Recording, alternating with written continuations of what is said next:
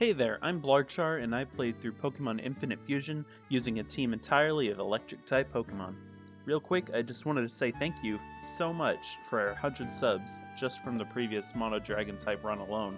I never thought I'd get that, but to be fair, it is Pokemon Infinite Fusion content, which is kind of popular right now, so you could say I was hopping on the wagon. Anyway, you can skip to the time shown on screen now if you already know what Pokemon Infinite Fusion is and just want to get to the run. If you're curious about what Pokemon Infinite Fusion is, you can check the description down below for a brief explanation. Basically, you can fuse any two Pokemon together to create a Pokemon that combines their types, stats, move pool, and more. This time I'll only be using electric type fusions. If you look here, you can see that one possible fusion has a white silhouette and the other one has a green one. The green silhouette means the fusion has a custom sprite out of over the 10,000 custom sprites made by the amazing spriters from the Pokemon Infinite Fusion Discord, link in the description. I will only be using fusions which have a custom sprite. If a part of the fusion would evolve and make a non-custom sprite, I'll have to find a different partner to fuse my electric Pokemon with. This run, I didn't randomize wild Pokemon, since electric types are much more common than dragon types, but I did try to randomize the gym types, even though it didn't seem to work. I'll try to make sure it works for the next video. Let's get started. This time around, I named the rival Groundary, because ground type is good against electric type. I'll be honest, I'm not good at naming my rival. Anyway, I pick Bulbasaur, and he takes Charmander and Squirtle to fuse into Squirtmander, looking pretty cute. I spam Tackle to take him down and collect my winnings. Last video I mentioned there's a Pyukumuku you can get in Viridian City, and here it is. I can't use it on its own, but I'll try to use it later when I get more electric Pokemon. I haven't found any electric Pokemon yet, so I used my Bulbasaur to take out Groundary outside the Pokemon League gate in order to unlock a small secret area inside Route 1. There's a gap in the trees that lead to the Secret Garden, which contains a bunch of powerful healing items as well as a bunch of rare Pokemon. I decide to catch an Eevee here so that I can have a Jolteon earlier than Celadon City, but I can't use it until I do evolve it. I decide to finally catch a Pichu in Viridian Forest to be my first electric type. I actually catch two since I need two Pokemon to match Brock's two Pokemon, and you can't catch any other electric types before the first gym. I fuse one with my Bulbasaur to make Pisaur, an electric grass type, and it's kind of cute. I also fuse a Mankey with the other Pichu for a Piki, also very cute with the black gloves and socks it's got on. I take on Brock, and although I don't have Dragon Rage this time around to wipe him in 2 turns, Piki is still able to sweep with Thunder Shock and Karate Chop. As I'm going through Mount Moon, the Pichu in my Pisaur evolves, giving me a Pikasaur. The Bulbasaur half evolves not long after, giving me Pikasaur again, but this time he's angry. Definitely a power boost from a Pichu Bulbasaur, however. The Pichu in my Piki evolves, leaving me with a Pika-Key, which doesn't look too much different. Now in Cerulean, I head up to Nugget Bridge, take out Groundary, half of his team being weak to electric moves, and the other half just being weak in general. After clearing out Nugget Bridge and obtaining my Poké-Radar, I head back to Cerulean Gym to take on Misty. I take out the Jigglydean with a Cross Chop, and the Oddyu goes down to 2. Not too bad this time around. Aboard the SSA and I run into Groundary again. Due to a combination of bad RNG on my part, and also only having access to 2 Pikachu for my team, I white out. Returning to the ship, I found out that my rival does not come back to fight me after I lose. Is it the same in the original games? I don't think I've ever lost to him on the SSN, so I'm not sure. Anyway, I grab my Cut HM and head out. In preparation for Lieutenant Surge's gym, I catch myself a Sandshrew, unfuse my Bulbasaur and Pikachu, then fuse the Pikachu with the Sandshrew to make a Pikashrew, which is adorably chunky. I also catch a Diglett and fuse my other Pikachu with it for a Pikalet, which is just Pikachu in a hole wearing a clown nose. While grinding levels for the gym, Pikashrew evolves into Pikaslash. I also catch a Magnemite and a Voltorb outside a rock tunnel to the east of Cerulean City to add to my team. I fuse the Voltorb with my Ivysaur to make Voltsaur, and I fuse the Magnemite with a Duskull to make Dumite. Both of them being vaguely round Pokemon makes them turn out looking decent. I finally found a Thunderstone inside the power plant, which in this game you don't need Surf to get to, just Cut. I use it on my Eevee to finally get a Jolteon, and I fuse it with the Pyukumuku to make a Joltmuku, which I'm surprised has a custom sprite to be honest. I also catch a Drowsy Mareep fusion to the east of Vermilion City during the day so that I may harvest the Mareep half from it and cast Drowsy into the endless pit known as the PC. I leave the Mareep in the PC for now. I go into Surge's gym and Pikaslash is able to take out his first 2 Pokemon, while Pikalit comes in at the end to take out the Rybuzz with a single bulldoze. After the battle, Pikalit evolves into Pikatrio. I can't believe this Pikachu got 2 others to join in its weird hole-residing, clown-nose-wearing scheme. Now that I'm done with Surge, I don't need 2 Ground-type fusions anymore, so I infuse the weaker of the 2, Pikaslash, and leave the Pikachu in the box since I have enough variety now to not need duplicates.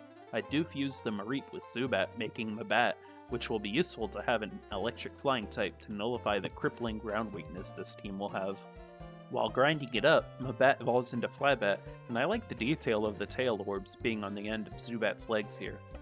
Joltmuku has not been very useful even out in the wild, as I imagined a Pyukumuku would be, so I infuse it and fuse the Jolteon with Beedrill instead, which looks a lot cooler. I make it through Rock Tunnel and into Lavender Town, where I run into Groundary in the Pokemon Tower. His Nidoto looks a lot cooler now, as does his Warmeleon, which looks like it has steam coming off its tail instead of fire, since it's a fire-water type. Voltsaur is able to take out his entire team easily. The Zubat half of Flabat evolves into Golbat, and I like how this sprite is just a pink Golbat with flappy eyes and hair. I find out the secret Pokeradar encounter you get on Route 8 for discovering all the Pokemon there is Shinx, which is exciting, so I hunt one down and catch it. I fuse it with a Growlithe I caught in the same area, and the Shillith that comes from it looks like something that was always meant to be. So cute.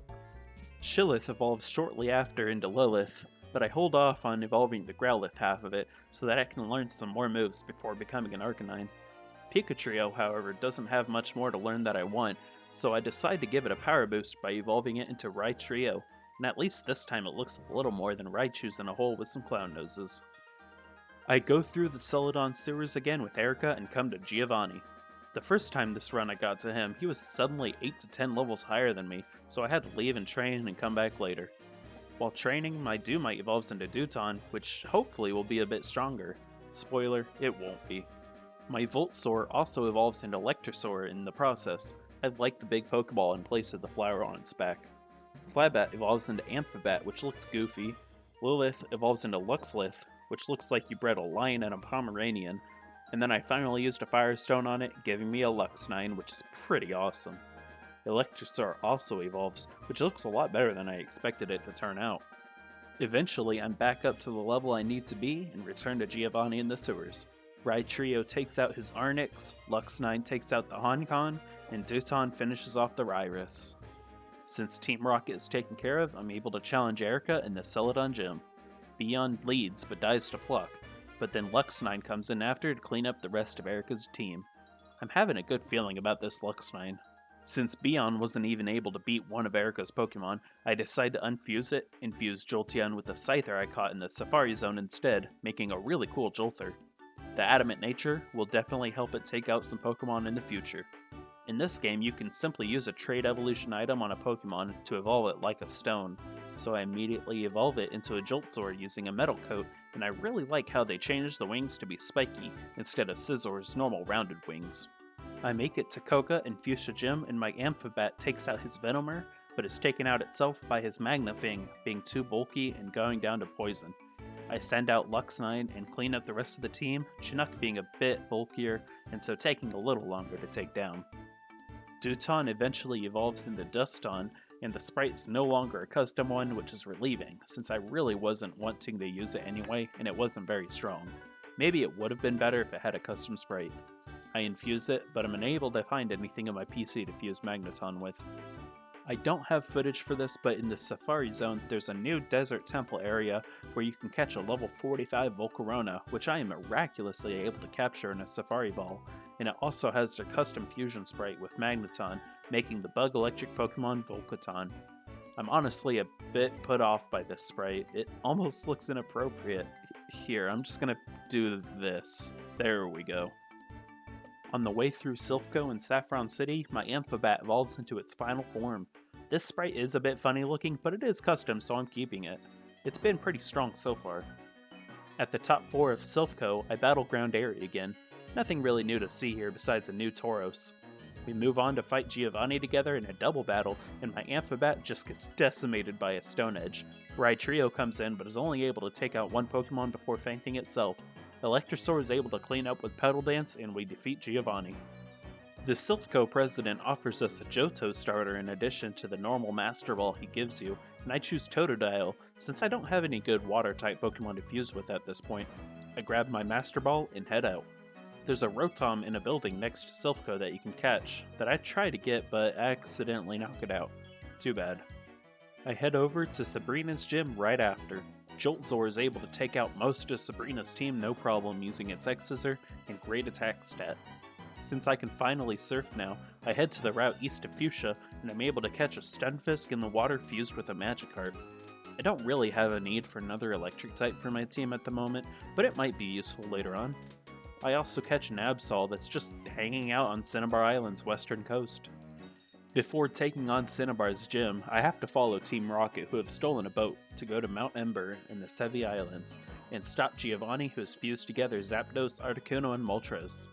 I'm able to take it out after it knocks out some of my Pokemon, and it unfuses, prompting baby Giovanni to run away because he's so bad at life, being beaten by a child multiple times, and not just using his criminal organization members to physically throw me into the mountain crevasse where nobody would ever find me and he could continue his whole world domination plan.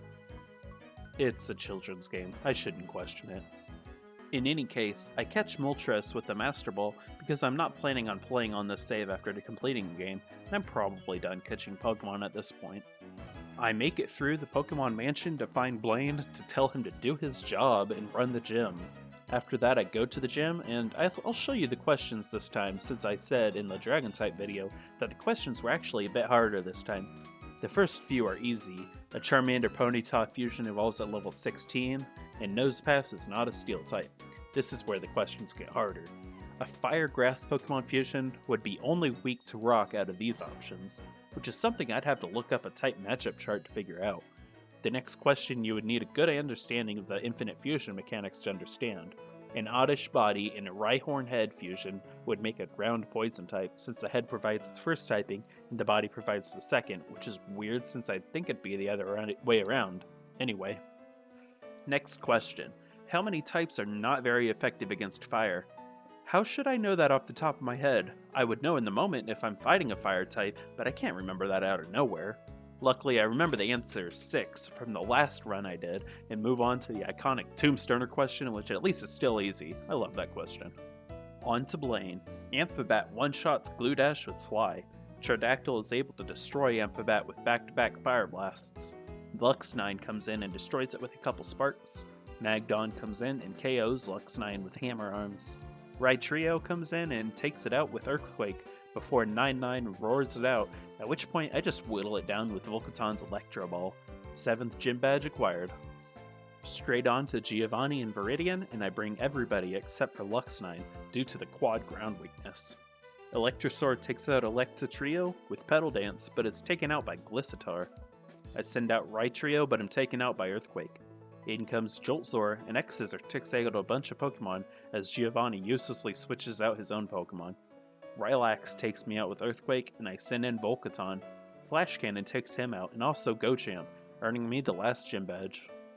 Time for the final rival fight before the Elite Four. Somehow, Luxnine is able to sweep his entire team, which is fitting for a Pokemon that looks this badass. Again, I'll be skipping the Victory Road portion of the game in this video since it's pretty boring. Here's my team heading into the Elite Four. Luxnine, Electric Fire. Joltzor, Electric Bug. Volcaton, Electric Bug, Amphabat, Electric Flying, Rhytrio, Electric Ground, and Electrosaur, Electric Grass. It's a pretty stacked team. Let's see how I fare. Into Lorelei, I send in Volcaton into her Magong. Electro Ball almost one-shots multiple times through her full restores, but I fall quickly to a lucky burn.